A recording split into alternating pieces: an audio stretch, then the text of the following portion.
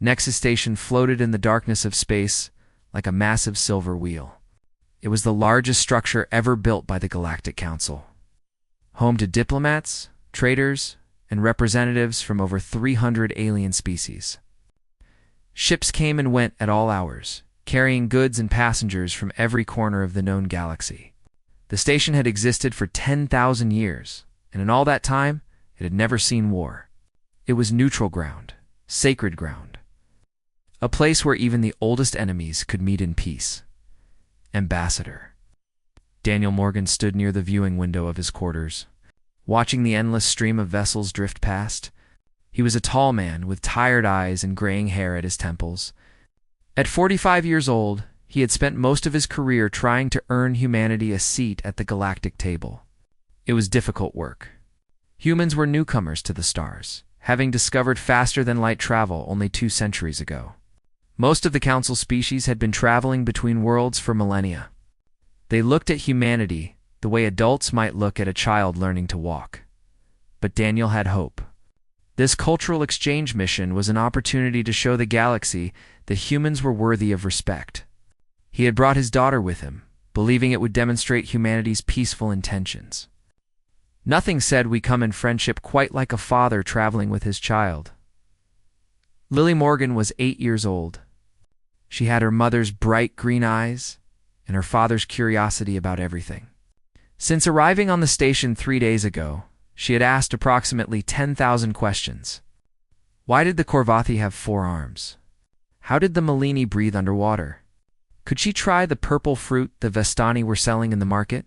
Daniel answered as many questions as he could, and when he could not, Lily simply found someone else to ask. On the 4th day, the Council held a grand ceremony to welcome several new member species. Daniel was required to attend, and he brought Lily along. She wore her nicest dress and promised to be on her best behavior. The ceremony took place in the Grand Hall, a massive chamber at the heart of the station. Thousands of beings filled the space, representing every shape and size imaginable. Some floated in anti-gravity fields. Others stood on multiple legs or coiled in spirals. The air was filled with translation devices humming in hundreds of languages. Lily stayed close to her father at first, holding his hand and watching the strange proceedings with wide eyes. But as the hours passed and the speeches grew longer, she became restless.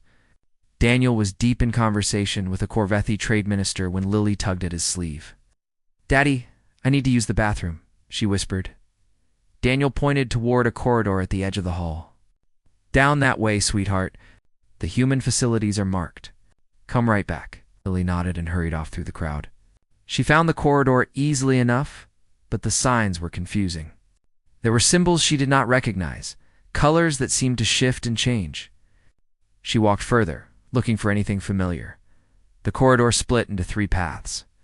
Lily chose the middle one because it had a soft blue light that reminded her of home.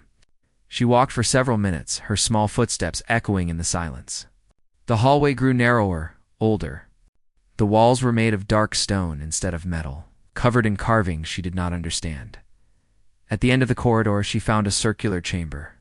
It was beautiful. Crystal formations grew from the floor and ceiling, glowing with inner light.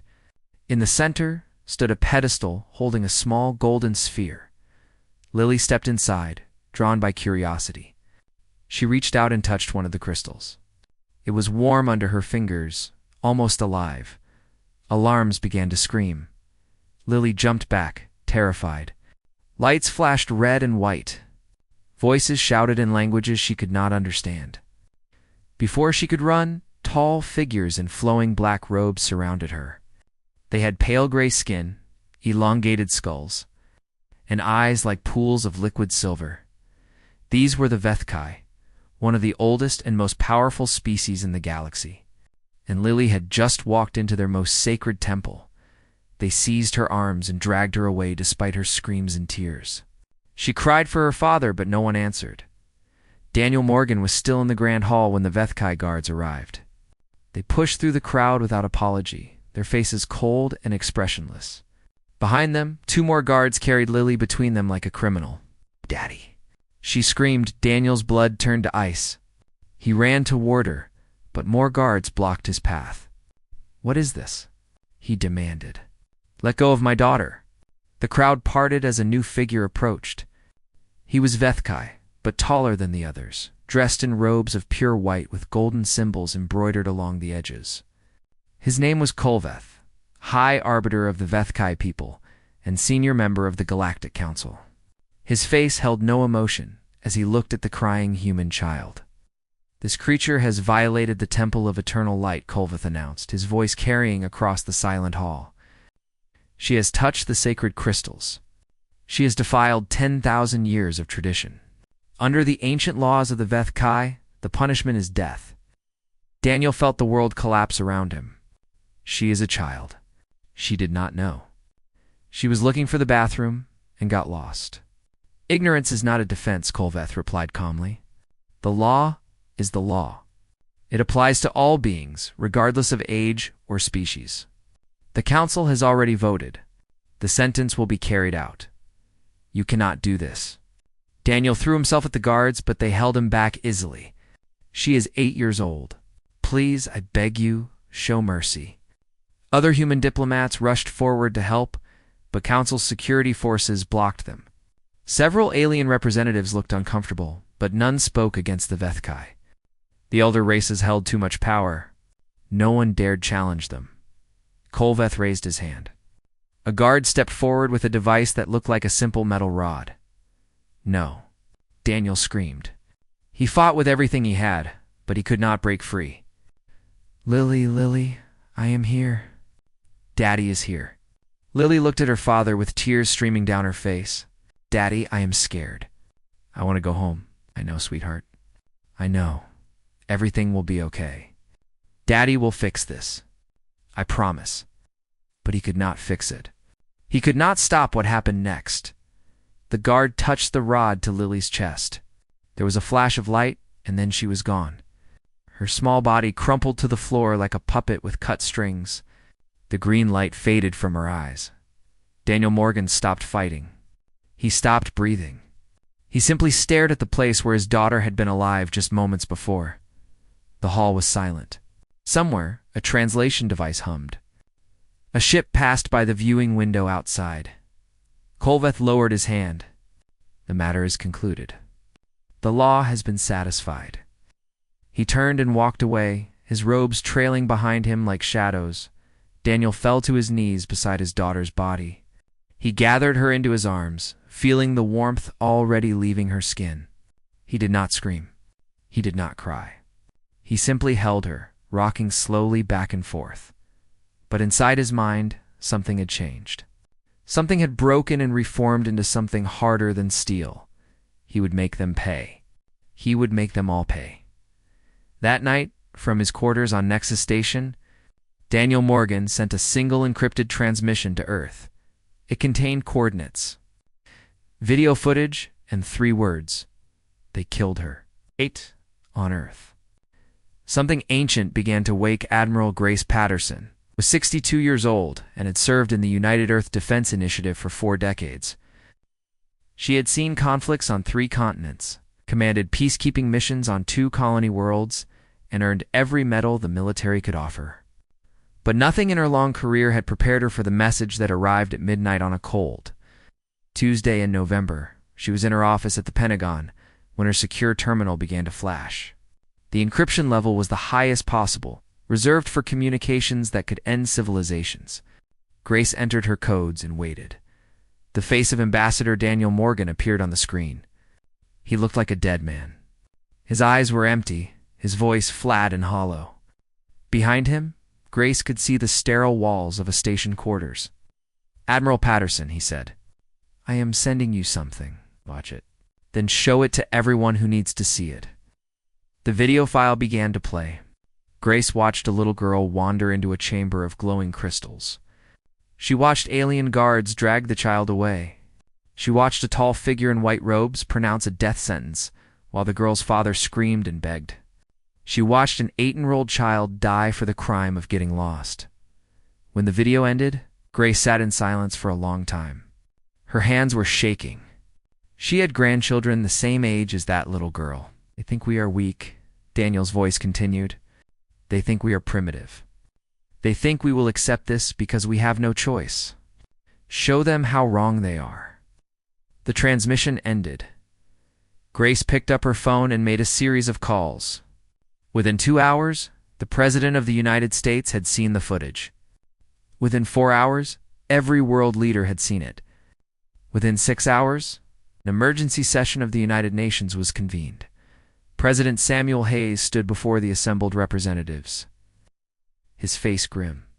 He was a former soldier himself, decorated in the last great war before humanity reached the stars. He understood what he was about to set in motion. "Ladies and gentlemen," he said, "you have all seen the recording. You have all witnessed what the Galactic Council did to one of our children. They murdered her for Tucci. Engia Crystal. They called it justice. They called it law." Paused, letting the words sink in. "We call it war." The vote was unanimous. Every nation on Earth agreed. Humanity would respond. But the galaxy did not know what humanity had been hiding 300 years ago. When humans first discovered they were not alone in the universe, the governments of Earth made a decision. They would present themselves to the galaxy as peaceful explorers, eager to learn and cooperate. They would hide their true strength, keeping it in reserve for the day when peace was no longer an option, deep beneath the ice of Antarctica. In caverns carved by machines that no longer existed, they built the Sleeper Fleet. Admiral Patterson took a military transport to the southern continent. She traveled with a small team of officers who had been cleared for the highest levels of secrecy. Most of them did not know where they were going or why. They only knew that the Admiral had that look in her eyes, the one that said history was about to change. The entrance to the shipyards was hidden inside a research station that officially studied climate patterns. Grace led her team through a series of security checkpoints, each one requiring more codes and biometric scans than the last. Finally, they reached an elevator that descended into the Earth for nearly 20 minutes. When the doors opened, Captain Marcus Webb gasped out loud. They stood on a platform overlooking a cavern so vast that clouds formed near its ceiling. The space stretched for miles in every direction, carved from solid rock and reinforced with materials that gleamed like polished silver. And filling every inch of that impossible space were ships, thousands of ships, frigates, and destroyers lined up in perfect rows. Cruisers and battleships rested in massive cradles, their hulls dark and silent. And towering above them all, like mountains made of metal, were the dreadnoughts. These were vessels designed to crack planets open, to end wars with a single volley. They had waited here in the darkness for 3 centuries, patient and hungry. "My God," Marcus whispered. "How is this possible? How did we build all of this without anyone knowing?" "Every generation added to it," Grace replied. "Every government, every leader, they all understood. Someday humanity would need to fight for survival. Someday we would need these ships. And when that day came, we would be ready." She walked toward the largest vessel in the fleet, a dreadnought that made the others look like toys. Its name was painted on the hull in letters 50 feet tall. The conviction. "Wake them up," Grace ordered. "Wake them all up." Engineers and technicians flooded into the caverns. Power cores that had been dormant for centuries hummed back to life. Navigation systems booted up, running diagnostics on equipment that had never been used. Weapon batteries tested their targeting arrays, finding no errors. The Conviction's bridge was enormous, designed to coordinate the movements of an entire fleet.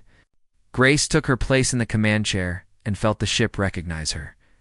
Accepting her authority through a neural link embedded in the armrest, "Admiral," a young officer reported, "all systems are operational. The fleet is ready to launch." "How many ships do we have?" 12,416 vessels, ma'am. Everything from scout ships to planet crackers. Full ammunition loadouts, full fuel reserves, full crew complement standing by." Grace allowed herself a small smile. For 300 years, humanity had pretended to be weak. They had accepted insults and dismissals from alien races who saw them as primitive newcomers. They had smiled and nodded and hidden their true capabilities. Those days were over. The shipyard doors opened, revealing the frozen Antarctic sky. One by one, the ships of the sleeper fleet rose from their long slumber. They punched through the atmosphere in formations. So precise, they looked like works of art. They filled the sky above every continent. Visible to everyone on Earth, people looked up from their homes and offices and cars. They watched the impossible armada gather overhead, blocking out the sun with its shadows. Some were afraid. Most were not. Most understood what this meant. Humanity was going to war. On Nexus Station, Kolveth received reports of the fleet with mild curiosity. His advisors showed him sensor data that indicated thousands of human vessels moving toward Council space. "This is concerning," one advisor said nervously. "Perhaps we should prepare a defensive response." Kolveth dismissed the suggestion with a wave of his long fingers. The humans are a minor species. They have been traveling between stars for barely 2 centuries. Their technology is primitive. Their numbers are insignificant. He returned to his meditation. They pose no threat to the Council. This tantrum will exhaust itself soon enough. His advisors exchanged worried glances but said nothing. The High Arbiter had spoken. The matter was closed. Across the galaxy, other species watched the human fleet with growing unease. They had sensors sophisticated enough to analyze the approaching vessels. They could see the weapon signatures, the shield strengths, the engine outputs. What they saw did not match what they knew about humanity. These were not primitive ships built by a young species. These were engines of destruction designed by people who understood war on a fundamental level. These were weapons created by a civilization that had spent centuries preparing for exactly this moment. And they were coming. The sleeper fleet moved through space like a river of steel and fire. 12,000 ships traveled in perfect formation, their engines leaving trails of blue light that stretched for millions of miles. At the center of the armada, protected by rings of warships, the Conviction led the way toward Council space. Admiral Grace Patterson stood on the bridge. Watching the stars slide past on the main viewing screen, she had not slept in 3 days. None of them had. There was too much to do, too much at stake. There's too much anger burning in their hearts. Captain Marcus's Webb approached with a data pad in his hand. He was a solid man in his early 40s, with dark skin and steady eyes. He had commanded destroyers for 15 years before being assigned to the flagship. Nothing in his experience had prepared him for commanding the vanguard of humanity's first galactic war. "Admiral, we are approaching the Kareth Nebula," he reported. "Long-range sensors are picking up a Council blockade. Approximately 200 ships, mixed fleet composition. Vethkai, Corvathi, Malini, and several other species." Grace nodded slowly. "Have they attempted communication?" "Yes, ma'am. They are demanding that we halt our advance and return to Earth immediately. They say that any further movement toward Council space will be considered an act of war." "An act of war," Grace repeated. The words tasted bitter in her mouth. "They murdered a child, and they call us the aggressors." She turned to the tactical display, studying the enemy formation. The Council ships were arranged in a standard defensive pattern designed to block a fleet of inferior vessels. It was a textbook deployment, the kind taught in military academies across the galaxy. It assumed the enemy would follow predictable tactics and accept predictable losses. They had no idea what they were facing. "Captain Webb, take the vanguard forward. Give them one chance to stand down. If they refuse, you have permission to engage." Marcus saluted and hurried to his station. Moments later, 60 destroyers broke from the main formation and accelerated toward the enemy line. These were the fastest ships in the fleet, designed for quick strikes and rapid maneuvers. Their crews were volunteers. Men and women who understood that they might not survive the first battle. The Council commander responded to Marcus's hail with visible confusion. On the view screen, his image flickered and wavered. He was Corvathi, a reptilian species with 4 arms and scales that shifted color with emotion. Right now, those scales were a nervous yellow. "Human vessel, you are in violation of Council territory. You must withdraw immediately or face the consequences." Marcus kept his voice calm and steady.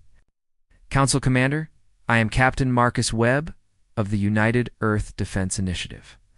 We are here in response to the unlawful execution of a human child by the Vethkai High Arbiter.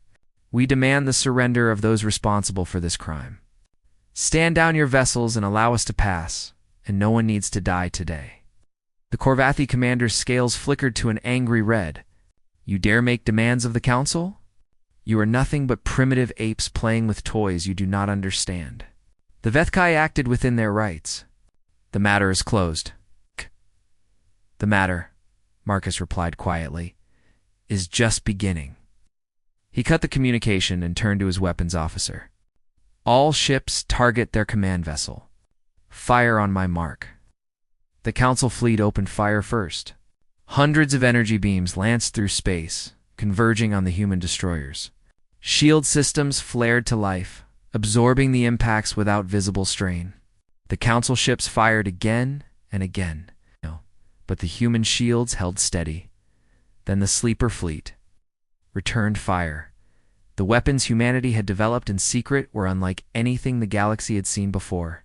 Particle beams that cut through shields like paper, kinetic rounds that accelerated to near-light speed, missiles that phased through solid matter and exploded inside enemy vessels. The Council command ship vanished in a ball of white fire. It did not explode so much as cease to exist, vaporized by a weapon that should not have been possible. Other ships followed, torn apart by forces they could not comprehend. The battle lasted 11 minutes. When it ended, 200 Council vessels had been reduced to debris and vapor. The human fleet lost 3 destroyers to concentrated fire from a Vethkai battleship that managed to flank them before being destroyed.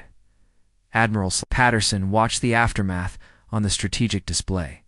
Scattered escape pods tumbled through the wreckage, carrying survivors who would spread word of what had happened here. That was intentional. She wanted the galaxy to know. "All ships resume course for Nexus Station," she ordered. "Full speed ahead?" Behind her, Ambassador Daniel Morgan stood in the observer's gallery. He had been given a position on the flagship at his own request, refusing to remain on Earth while others fought for his daughter's memory. He watched the debris field shrink on the view screen, his face empty of expression. Grace climbed the stairs to join him. For a long moment, neither of them spoke. "This will not bring her back," Grace said finally. Daniel nodded. "I know. Is this what you want? All this death, all this destruction?" He turned to look at her, and for the first time since his daughter's murder, something flickered in his eyes. Not satisfaction, not joy, but something harder and colder. "What I want is impossible," he said. "I want to hold my daughter again. I want to hear her laugh. I want to watch her grow up and fall in love and have children of her own. The Vethkai took all of that from me in a single moment, and nothing I do will ever change that." He looked back at the view screen, where the fleet continued its march toward Council space. "But I can make sure it never happens again. I can make sure no other father has to watch his child die for a crime she did not understand. I can make the galaxy understand that humanity will not be ignored, will not be dismissed, will not accept injustice because we are young and weak." Grace studied his face, seeing the grief and rage that burned beneath his calm exterior. She understood it. She shared it. Every human in the fleet shared it. "The Council will not surrender easily," she said. "They have held power for 10,000 years. They will fight to keep it. Then we will fight harder." The fleet pressed on. More Council ships attempted to slow their advance, but none could match humanity's firepower. Word spread through the galaxy like wildfire. Species that had dismissed humanity as primitive newcomers now watched in fear as the Armada approached. Some began to reconsider their alliances. The Council had held power through tradition and intimidation, not through love or respect. Many species had grievances against the elder races, old wounds that had never healed. Now, watching the human fleet tear through Council defenses like a knife through cloth, they began to wonder if change was finally possible. On Nexus Station, Kolvith received report after report of the approaching disaster. His scales, which had always been a serene white, began to show traces of gray and black. Fear, his species' color of fear. How is this possible? He demanded of his advisors. How did the humans develop such weapons? How did they build such a fleet without our knowledge? No one had answers. The Vethkai had monitored human space for centuries, confident that they understood everything about the young species. They had seen the small defense forces, the primitive starships, the struggling colonies. They had never suspected that it was all an act. We must rally the full might of the Council, an advisor suggested. Call every fleet, every ally, every ship that can fight. We must stop them before they reach the station. Kolveth nodded slowly. For the first time in his long life, he felt something he had never expected to feel. He felt doubt. Nexus Station appeared on the view screen like a silver wheel against the blackness of space. The massive structure had witnessed 10,000 years of history, countless treaties and betrayals, the rise and fall of empires. Now it witnessed something new, a human fleet that stretched from horizon to horizon. Weapons charged and ready, Admiral Grace Patterson studied the tactical display with narrowed eyes. The Council had gathered every ship they could muster. 30,000 vessels formed a defensive sphere around the station, representing dozens of species and military traditions. It was the largest fleet ever assembled in galactic history. It was not enough. "The Council is hailing us," a communications officer reported. "Put them through." The view screen flickered and a new image appeared. It was not Kolveth, but a Malini ambassador named Selvash, an aquatic being who floated in a tank of pressurized water. His tentacles moved nervously as he spoke. "Admiral Patterson, on behalf of the Galactic Council, I urge you to reconsider this action.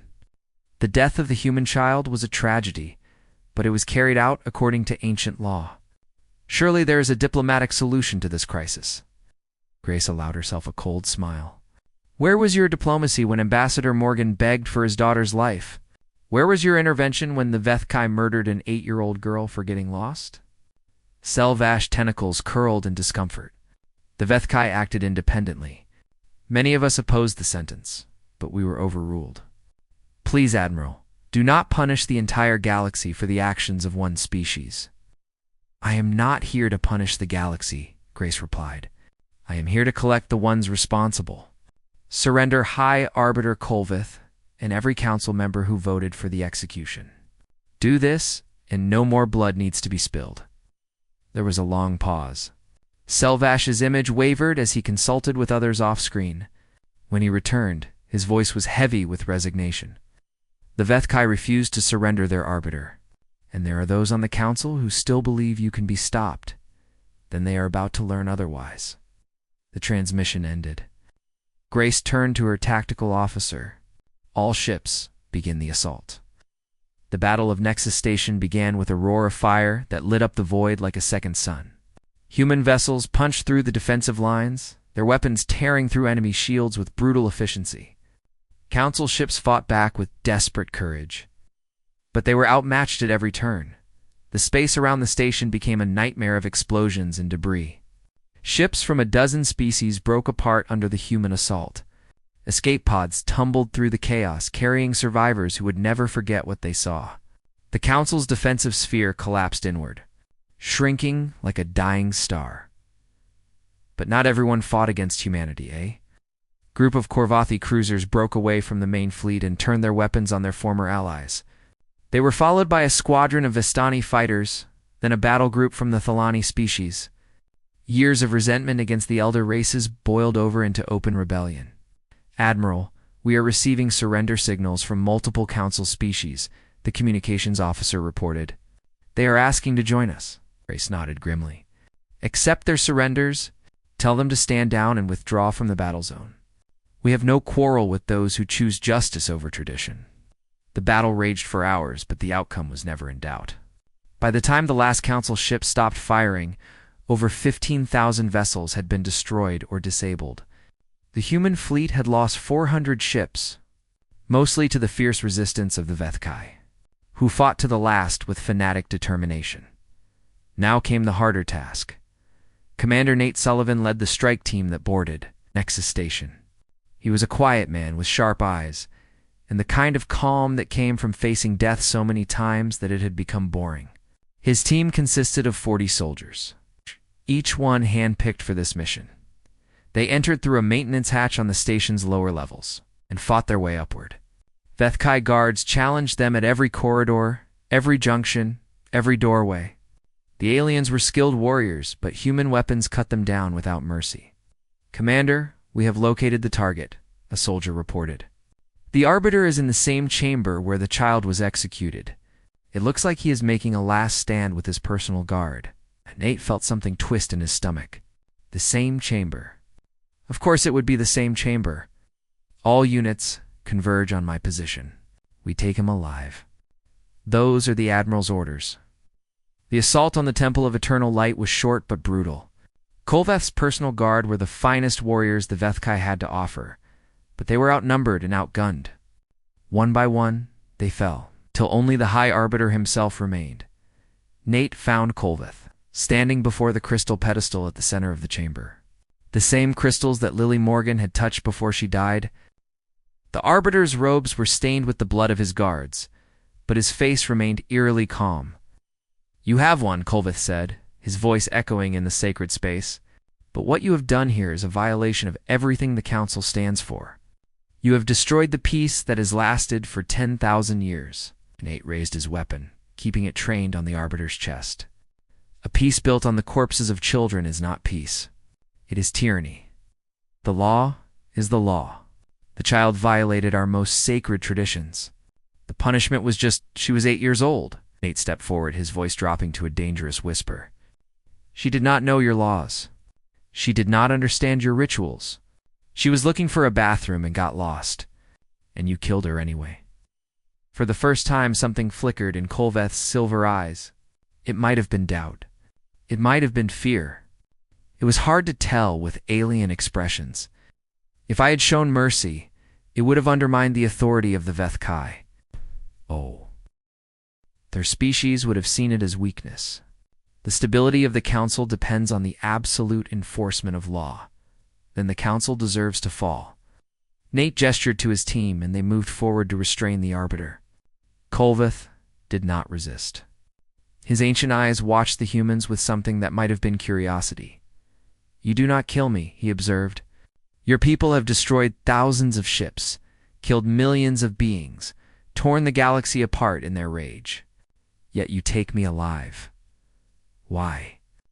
Nate secured the restraints around the Arbiter's wrists. "Because we are not you. We do not execute helpless prisoners, not even prisoners who deserve it. You will face justice. Real justice. Not the kind that murders children." He activated his communicator. "Admiral Patterson, we have the target. The Arbiter is in custody." On the bridge of the Conviction, Grace received the news with a nod of grim satisfaction. Around her, officers cheered and embraced, celebrating the end of the battle. But Grace did not celebrate. This was not the end. It was only the beginning. Ambassador Daniel Morgan stood beside her, his eyes fixed on the image of Nexus Station on the view screen. Somewhere in that massive structure was the chamber where his daughter had died. Somewhere in there was the being who had ordered her execution. "It is done," Grace said quietly. Daniel shook his head. "No, not yet. Not until they understand." He looked at her, and in his eyes she saw the same cold determination that had carried him across the galaxy. Not until everyone understands. The trial of High Arbiter Kolveth was held in the Great Assembly, Hall of the United Nations in New York City. It was the largest broadcast in the history of galactic civilization. Beings from thousands of worlds watched as humanity put the leaders of the Galactic Council on trial for the murder of a child. The defendants sat in a row of specially designed holding cells, each one tailored to the biological needs of its occupant. Kolveth occupied the central cell, his white robes replaced by a simple gray garment. Beside him sat the 14 council members who had voted in favor of Lily Morgan's execution. Their faces showed a mixture of defiance, fear, and resignation. Ambassador Daniel Morgan was asked to deliver the opening statement. He walked to the podium slowly, carrying a small photograph in his hand. He placed it on the stand before him and looked out at the assembled delegates and cameras. "Her name was Lily Morgan," he began, his voice steady despite the pain that burned behind his eyes. "She was 8 years old. She liked to draw pictures of aliens because she thought they were fascinating. She asked too many questions about everything. She laughed at jokes that were not funny and cried when animals got hurt in movies. He paused, looking down at the photograph. It showed Lily smiling at the camera, holding a stuffed toy that looked like a creature from another world. She was curious about the universe. She wanted to meet new species, learn new languages, see new worlds. When I told her she could come with me to Nexus Station, she was so excited she could not sleep for a week. Daniel looked up at the defendants, his gaze settling on Kolveth. You killed her because she touched a crystal. You killed her because your laws demanded it, because your traditions required it, because showing mercy to a child would have been seen as weakness. His voice grew harder. Colder, I want you to know something, all of you. I am not here for revenge. Revenge would mean killing you, and that would make me no better than you. I am here for justice. I am here to make sure the galaxy understands that there are some things that cannot be tolerated, some acts that cannot be forgiven, some prices that must be paid. He stepped back from the podium. I am here for my daughter. The trial lasted 3 weeks. Evidence was presented. Witnesses testified. Arguments were made by both sides. The defendants claimed they had acted within the framework of galactic law, that the sentence was harsh but legal, that humanity had overreacted by launching a war that killed millions. The human prosecutors responded with a simple question. What law justifies the execution of a child who did not understand she was breaking it? No one could provide a satisfactory answer. When the verdict came, it surprised many who expected humanity to demand blood. The defendants were found guilty of murder under human law and crimes against sentient beings under newly established galactic principles. But the sentence was not death. Instead, they were condemned to life imprisonment on a remote colony world, where they would spend their remaining years studying human culture, human history, and human law. They would learn about the species they had dismissed as primitive. They would come to understand what they had destroyed. Kolveth accepted the sentence in silence. His silver eyes betrayed nothing as he was led away. In the weeks that followed, humanity began to reshape the galaxy. Admiral Grace Patterson formally dissolved the Galactic Council, announcing that its 10,000-year reign had come to an end. In its place, she proposed a new governing body called the Galactic Assembly, where every species, regardless of age or power, would have an equal voice. The proposal met with resistance from some quarters. The elder races, accustomed to their privilege and authority, subjected to sharing power with species they considered inferior. But they had seen what humanity could do. They had watched their fleets burn in the void around Nexus Station. They knew that resistance would only bring more destruction. One by one, the species of the galaxy accepted the new order, the Sleeper. Fleet did not return to its hiding place beneath the Antarctic ice. Instead, the ships took up positions throughout human space, a permanent reminder of what humanity was capable of when pushed too far. They patrolled trade routes, protected colonies, and kept the peace in sectors that had known only chaos and exploitation. But they also carried a new mission, to protect the innocent, regardless of species. Any being who harmed a child, any government that murdered the helpless, any power that abused the weak, would face the same judgment that had fallen upon the Galactic Council. Humanity had not conquered the galaxy to rule it. They had conquered it to change it on the first anniversary of Lily Morgan's death. A memorial was dedicated on Nexus Station. The Temple of Eternal Light, once sacred only to the Vethkai, was transformed into a garden that welcomed all species. Flowers from 100 worlds grew there, tended by volunteers who came from every corner of the galaxy. Ambassador Daniel Morgan attended the dedication ceremony alone. He walked through the garden slowly, touching petals that gleamed with colors no human eye had evolved to see. In the center of the garden, where the crystal pedestal had once stood, a small fountain now bubbled peacefully. Beside the fountain was a statue of a little girl reaching up to touch a star. Daniel knelt before the statue and placed the same photograph he had carried to the trial. Lily smiled up at him from the image, frozen forever at 8 years old. I hope you would be proud of what we did, he whispered. I hope you would understand why we had to do it. I hope wherever you are, you know that your daddy never stopped loving you." He stood and looked around the garden. Beings of every shape and size moved through the space, paying their respects. Some of them had lost children of their own to the cruelty of the old order. Some of them simply wanted to honor a little girl whose death had changed everything. Admiral Grace Patterson found him there an hour later. She stood beside him in silence, watching the fountain. "The Galactic Assembly held its first session today," she said finally. "They passed a law unanimously. It is called the Lily Morgan Act. It prohibits the execution of any being who could not have reasonably understood the law they violated. It applies to children, to outsiders, to anyone whose ignorance was genuine and not willful." Ow. She would have liked that. She always wanted to help people. Grace placed a hand on his shoulder. She did help people, Daniel. More than she could ever have imagined. Because of her, the galaxy will never be the same. Because of her, children everywhere will be safer. They stood together as the garden lights dimmed toward evening. Stars appeared in the viewing windows above, the same stars that Lily had dreamed of visiting. "They will remember her," Grace said quietly. Daniel looked at the statue of his daughter at the fountain, at the flowers from 100 worlds growing in the soil of what had been a place of death. "Yes," he said, "they will remember." And across the galaxy, in every corner of known space, they did. The name Lily Morgan became a symbol of hope and change, a reminder that even the smallest and most innocent among us can reshape the stars. Monuments were built in her honor on dozens of worlds. Schools and hospitals and research centers bore her name, but most importantly, her memory lived on in the laws that protected those who could not protect themselves, in the assembly that gave voice to the voiceless, in the fleet that stood ready to defend the helpless. Humanity had been dismissed as primitive newcomers. They had been ignored and insulted and underestimated.